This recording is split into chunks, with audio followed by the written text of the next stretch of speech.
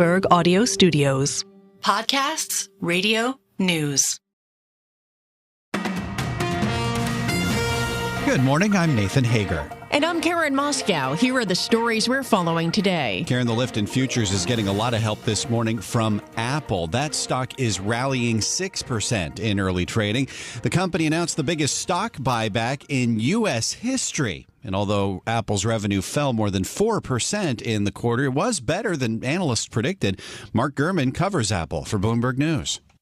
Big picture here is that Apple's doing a little bit better than feared, right? You still see declines across all of their segments other than the Mac and services, but a little bit better than what we had anticipated, or not what we had anticipated, but what had some had anticipated in China. Certainly a lot of optimism around artificial intelligence. And Bloomberg's Mark Gurman says Apple predicted a return to revenue growth in the current period. As for that stock buyback, Apple's board approved an additional $110 billion in share repurchases and also raised its quarterly dividend for the 12th year in a row. Well, Nathan, in addition to earnings, the economy remains in focus, and later this morning we will get the jobs report for the month of April. Economists are forecasting a gain of 241,000 jobs and the unemployment rate to hold steady at 3.8%. We get a preview from Bloomberg's Michael McKee. One reason the Fed feels it can stay on hold is that the labor market remains strong. The question today's data may help answer is whether it is too strong. Unemployment has remained below 4% for more than 2 years. Job growth has averaged over 200,000 a month for more than 3 years. Forecasters see no change coming in the April figures. So the key question may be, what happens with wages? Data earlier this week showed compensation still rising at a pace that could trigger higher inflation.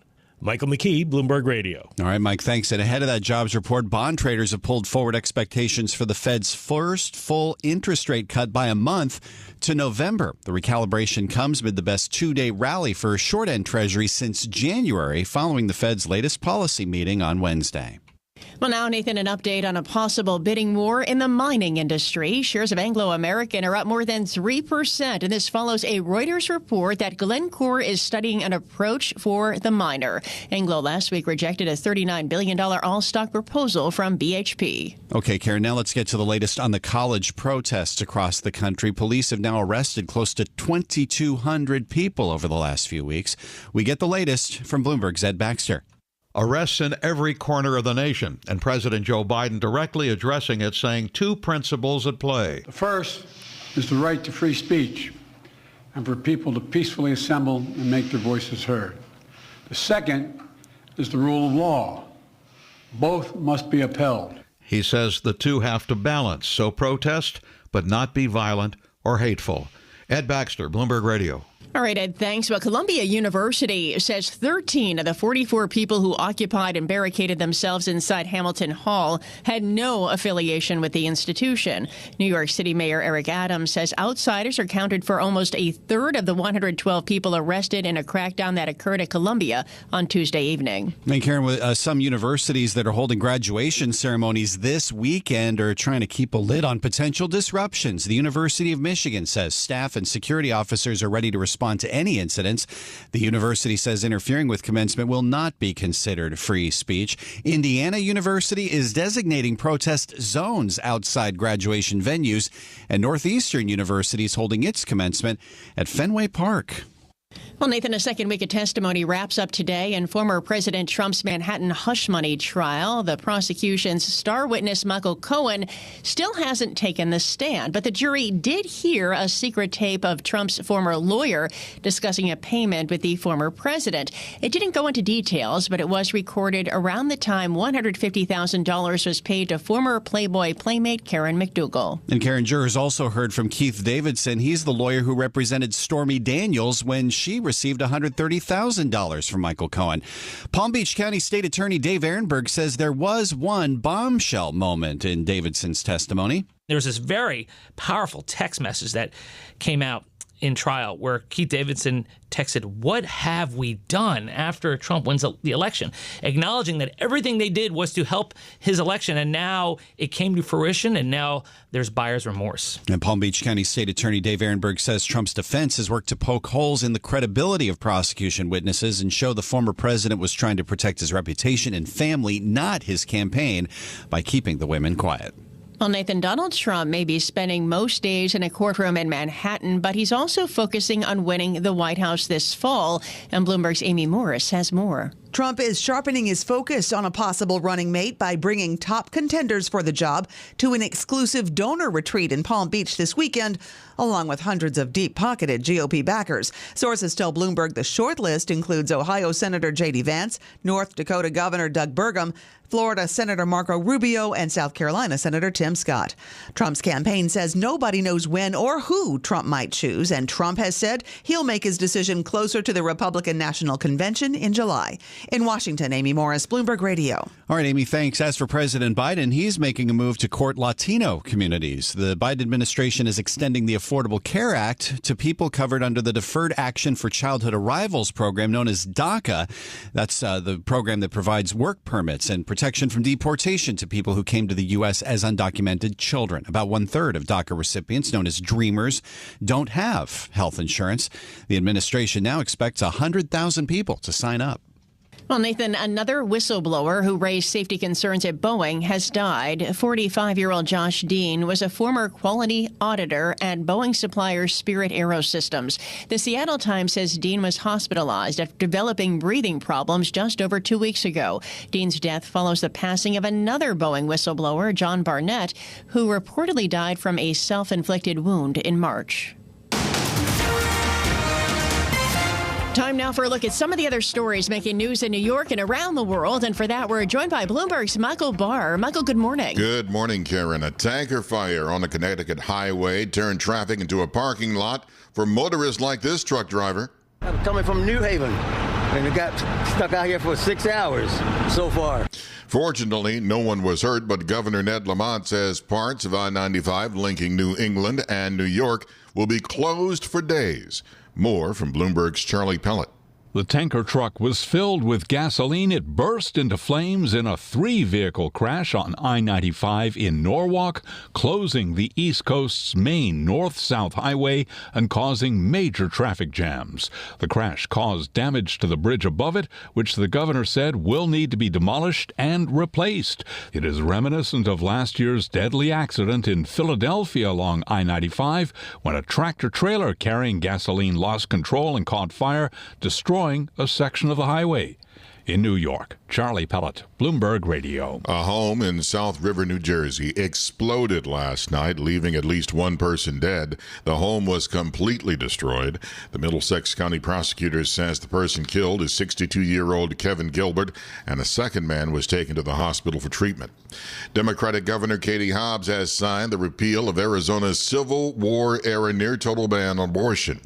Hobbs hailed it as a proud moment for Arizona compared to other states with strict abortion laws. Today, we are doing what 23 governors and 55 legislatures refused to do, and I am so proud to be the ones that got this job done. Arizona still has a law banning abortions after 15 weeks on the books.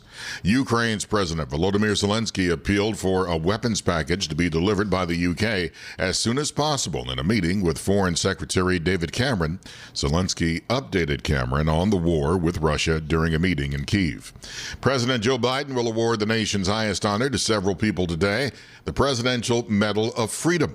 19 individuals will receive the award, including Nancy Pelosi, the first woman to become House Speaker. Global news 24 hours a day and whenever you want it with Bloomberg News Now. I'm Michael Barr, and this is Bloomberg. Karen. All right, Michael Barr, thank you. Time now for the Bloomberg Sports Update with John Stashower. John, good morning. Good morning, Karen. It was only a first-round series, but there was so much drama between the Knicks and Sixers. It will be a memorable one, and Knicks fans will remember big three-pointers down the stretch of Game 6 in Philly. Long rebound, Hart looks to push. Ahead to DiVincenzo. One-on-one with Maxey. Steps through, kicks it out. Brunson again. Knocks it down. 2 in a row for Jalen Brunson. Shot clock at 18. Brunson up top. Hart Wide open, three-pointer, fires away, knocks it down. Josh Hart puts the Knicks up by 3. And WAPN, that Hart three snapped a tie with 25 seconds left. Knicks hit their free throws at the end. They beat the Sixers 118-115.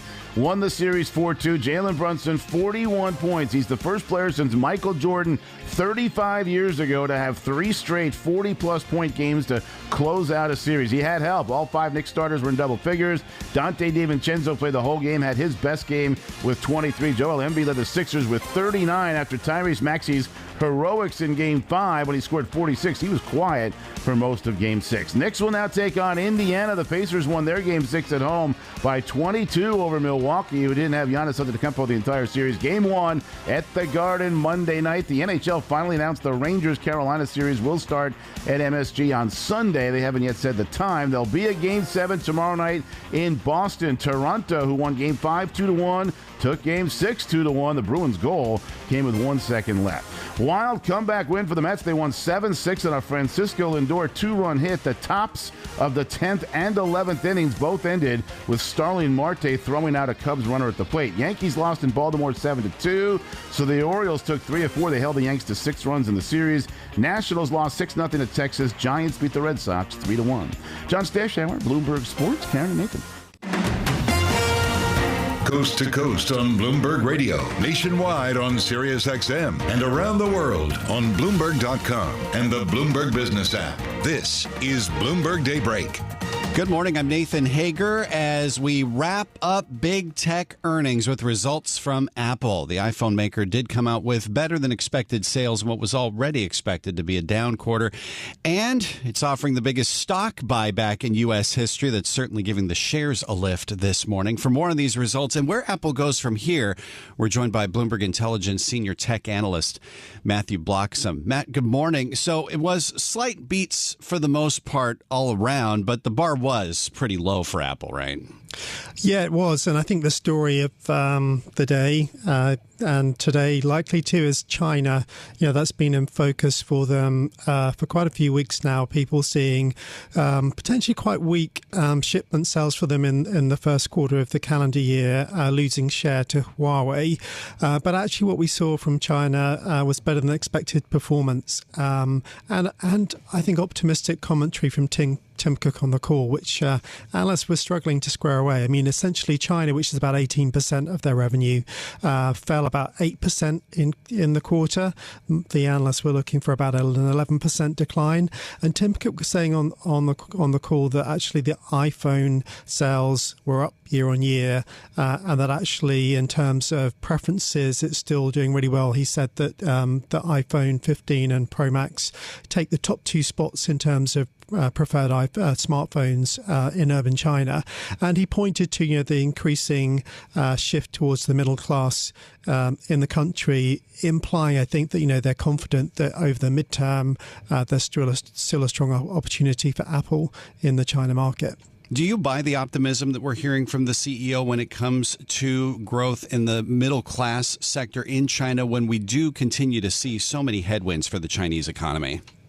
Yeah, I mean, I think it's an issue that's going to take some convincing, as you say, given the kind of the mixed noises on the economy, but also the tensions, between China and the US, and the fact that the likes of Huawei, local smartphone brand, and other local brands have really been kind of stepping into that void and exploiting the opportunity. So I think it's by no means going to be an easy pathway for Apple in that market, but they need to keep innovating product, and I think whilst Chinese consumers see the cachet of the Apple brand as something aspirational, that should keep them in the mix. And obviously, the $110 billion stock buyback announcement is getting so much attention this morning. I wonder if you think that's the right move when Apple is still trying to get back to this promised growth trajectory of at least single-digit growth this period.